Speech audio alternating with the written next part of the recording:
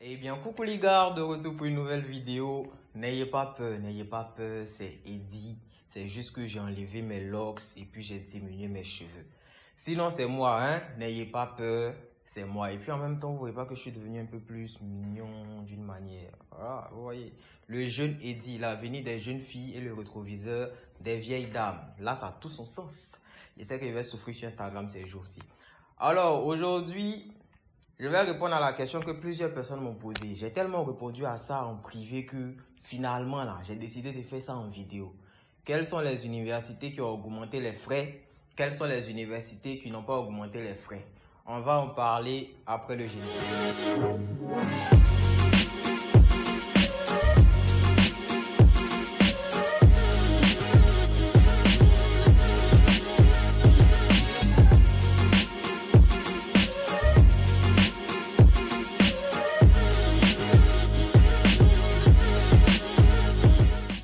De retour. Alors, comme j'étais en train de le dire en introduction, déjà j'avais oublié de dire, si tu es nouveau sur la chaîne, n'hésite pas à t'abonner, à activer la cloche de notification et à partager. Parce que je ne sais pas comment vous faites pour demander de l'aide à quelqu'un que vous ne suivez pas alors que la personne a juste besoin de ça pour pouvoir avancer. Vous voyez que c'est méchant un peu de votre part. Donc, un petit j'aime, un petit pouce bleu, un petit abonnement, c'est pas payant, c'est gratuit. Moi, ça me booste et puis voilà quoi. Tout le monde sort gagnant. Voilà. Donc, comme je le disais en introduction, aujourd'hui, on va parler des universités qui ont augmenté les frais d'inscription. Mais comme certains parmi vous ne sont pas dans l'actualité, c'est bien de rappeler les faits qui se sont passés. Pour ceux qui ne savent pas, depuis 2019, le ministère de l'Enseignement supérieur a décidé d'augmenter les frais de scolarité des étudiants étrangers hors Union européenne. Les frais avant 2019 étaient de 170 € en licence et de 240 € en master. Mais depuis 2019, pour les étrangers, c'est devenu 2770 € en licence et 3770 € en master. Donc, ça a vachement augmenté. Maintenant, comme vous le savez, moi, je ne suis pas juriste, je ne fais pas du droit, donc excusez-moi, je peux me tromper dans les termes. Je ne sais pas si je vais dire c'est une loi ou c'est un décret qui a été pris par le ministère de l'Enseignement supérieur. De ce fait-là, ça s'applique à tout le monde, toutes les personnes qui résident sur le territoire français. Donc, j'ai deux nouvelles à vous annoncer aujourd'hui. Une bonne et une mauvaise. Mais je vais commencer par la mauvaise. Comme je vous l'ai dit, c'est une loi qui s'applique à tous ceux qui sont sur le territoire français. Et comme ça concerne les universités, toutes les universités sont tenues de respecter cette loi qui a été mise en place là. Du coup, la décision qui a été prise depuis 2019 disant que les frais allaient augmenter, effectivement, toutes les universités françaises ont augmenté les frais d'inscription. Ça, c'est la mauvaise nouvelle. Toutes les universités françaises, sans exception, sont tenues d'appliquer ces frais-là, c'est-à-dire d'augmenter les frais d'inscription parce que ça vient du ministère. Donc, toutes les universités sont tenues de l'appliquer. Maintenant, la bonne nouvelle, c'est que elles sont tenues d'appliquer, c'est vrai, mais des universités mettent en place un système d'exonération. Vu que je sais que parmi vous, il y a plein qui ne comprennent pas français, je vais définir ce que c'est que l'exonération. Je vais faire en quelque sorte une sorte de comparaison entre exonération partielle et exonération totale pour que vous puissiez bien comprendre quand je dis que effectivement les frais ont augmenté, mais qu'il y a une bonne nouvelle derrière. Donc, restez jusqu'à la fin de la vidéo. Maintenant, je vais parler des exonérations totales et des exonérations partielles pour que vous puissiez bien comprendre ce que je suis en train de dire. Parce que je sais qu'il y a certains qui sont même pas encore arrivés à cette partie de la vidéo là. Comme j'ai dit que toutes les universités ont augmenté, ils vont dire ouais, il dit c'est un menteur, d'autres seront déjà découragés. Restez là, je vais expliquer en français clair. Vous allez comprendre ce que je suis en train de dire. Une exonération, en fait, en français terre à terre, c'est le fait de décharger quelqu'un d'une obligation. Ceux qui font le droit vont comprendre. C'est le fait de décharger quelqu'un d'une obligation, c'est-à-dire on a exonéré cette personne-là. Maintenant, on va parler d'exonération totale. Dans le cadre, par exemple, d'une exonération totale, ce que les gens ont l'habitude d'appeler une bourse d'études. Dans le cadre, par exemple, d'une bourse d'études, qui est une exonération totale, lorsque vous venez pour les études en France et que vous avez une bourse d'études pour venir étudier en France, quand vous venez, vous ne payez pas les frais d'inscription.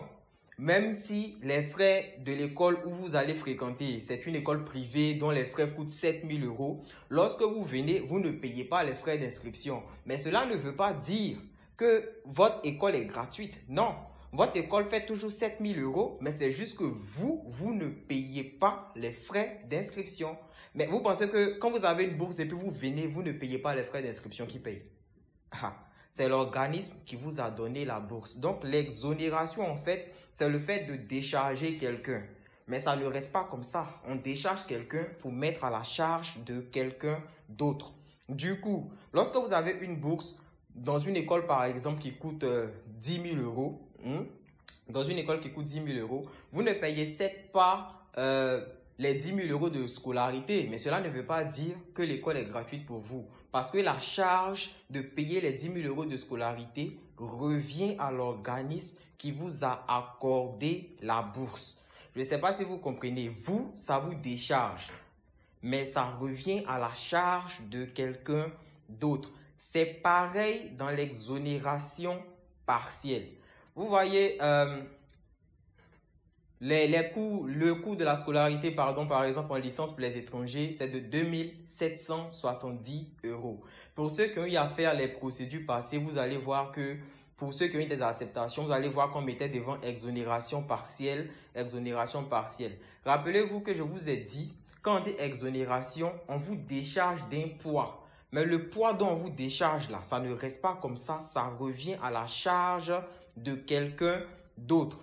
De ce fait-là, lorsque maintenant, depuis 2019, l'école fait 2 770 euros et qu'une école vous accepte et puis elle vous dit que vous avez une exonération partielle, c'est-à-dire vous allez peut-être payer les mêmes frais d'inscription que tous les Français, c'est-à-dire vous allez payer 170 euros en licence. Cela ne veut pas dire que votre école fait 170 euros, non. Parce que depuis 2019, les frais d'inscription ont augmenté. La licence fait 2 770 euros. Mais lorsqu'on vous fait une exonération partielle, c'est en fait comme si on vous donnait une bourse partielle, si vous voulez, si je peux le dire ainsi. C'est en quelque sorte une bourse partielle. C'est pour ça que j'ai dit en introduction que toutes les universités appliquent les nouveaux frais, mais elles ont mis en place un système d'exonération partielle. C'est-à-dire quoi? Sur les 2 770 euros, vous allez payer 170 euros par exemple en licence. Normalement, il doit rester 2 600 euros pour votre scolarité. Je vous ai dit, quand on dit exonération, on vous décharge de quelque chose, mais la charge revient à une autre personne. Du coup, les 2 600 euros qui restent, lorsque vous payez les 170 euros, là, ça revient à la charge de l'université. C'est pour ça que ici en France actuellement, même la rentrée passée, on n'a pas tous eu les mêmes frais d'inscription. Parce que les universités ne peuvent pas exonérer tout le monde de la même manière. Chaque université a son budget. Depuis 2019, les frais ont effectivement augmenté. Dans certaines universités, vous allez faire les recherches. Je ne suis même pas sûr que vous allez pouvoir en trouver parce que, en général, lorsque vous demandez à cette période-là, les universités elles-mêmes ne savent pas parce que c'est un budget. Voilà, qu'il faut prévoir, il faut calculer. Donc, les universités elles-mêmes ne savent pas si elles feront des exonérations ou pas. Mais dans tous les cas, dans certaines universités, l'exonération est automatique, si je peux le dire. C'est-à-dire, dès que tu as accepté, tu as en même temps ton exonération. Mais dans certaines universités qui n'ont pas assez de moyens, l'exonération, il faut faire une demande. Mais dans tous les cas, dans toutes les universités, il existe une procédure d'exonération. Donc, en clair, les universités, toutes les universités en France ont augmenté les frais, mais elles ont mis en place une procédure d'exonération. C'est-à-dire que vous allez payer une partie de la scolarité et l'autre partie qui reste pour que ça arrive aux 2 770 euros ou aux 3 770 euros fixés par le ministère, là, revient à la charge de l'université. Je ne sais pas si c'est clair. C'est un peu comme en économie. En économie, on dit tout ce qui est gratuit a été payé d'avance. Donc, rien n'est gratuit en fait. C'est pour ça que je dis exonération, retenez ça. On vous décharge, mais ça revient à la charge de quelqu'un. C'est pour ça qu'il y a des écoles ici, je crois, je ne me rappelle plus trop, mais où les étudiants en master ont payé 500 euros. C'est pour ça que je dis toutes les écoles n'exonèrent pas de la même façon. Même si vous n'allez pas payer 240 euros en master, que vous payez 800 euros, c'est toujours une exonération partielle parce que vous ne payez pas la totalité de l'inscription.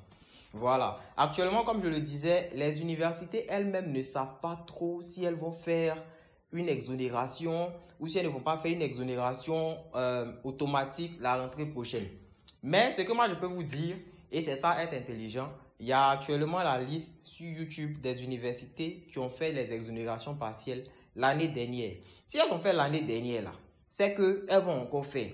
Maintenant, vous allez voir aussi qu'il y a plein d'écoles, par exemple, qui avaient ouvert leur formation, mais actuellement, là, c'est fermé parce que actuellement, on est en, comment dire, en pleine crise de Covid. Il y a le budget, l'économie qui est en train de baisser et tout. Du coup, elles ne peuvent pas se permettre de prendre des gens qui vont venir à leur charge. Donc, vous allez voir dans les choix, là, il y a plein d'universités qui ont fermé. C'est même pas vous seuls qui êtes confrontés à ça. Même moi, je fais, comme on appelle, dossier des gens, là. Je suis confronté à ça aussi.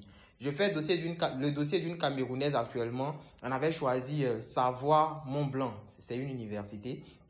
On l'avait choisi en droit. Tous ceux pour qui je fais le dossier, je leur avais dit non, patientez. Vos dossiers, on va les soumettre fin décembre ou début janvier. Parmi eux, certains étaient pressés et tout, mais actuellement, ils voient que je suis en train d'avoir raison. Parce qu'on avait fait les choix, on a déposé, on n'a pas soumis, on attend juste fin décembre. Et parmi les choix qu'on a fait, il y a des universités qui ont fermé les formations. Donc, imaginez si vous êtes en train de faire, vous finissez par exemple, et puis vous avez fini l'entretien, puis il y a une université qui ferme sa formation. Vous êtes mal. Donc, ne vous précipitez pas, cherchez toutes les informations. Moi, je vous dis toujours, moi là, je suis un peu comme Moïse pour les chrétiens, le Moïse de la Bible. Je suis un peu comme ça. Je viens tracer le chemin dans cet océan d'informations pour que vous puissiez arriver à la nouvelle Jérusalem qui est la France. C'est tout. Mais si vous voulez une parole d'évangile, si vous voulez une vérité claire et pure, contactez les universités. Moi, je suis là en tant que pédagogue. Je vous mets juste sur le chemin.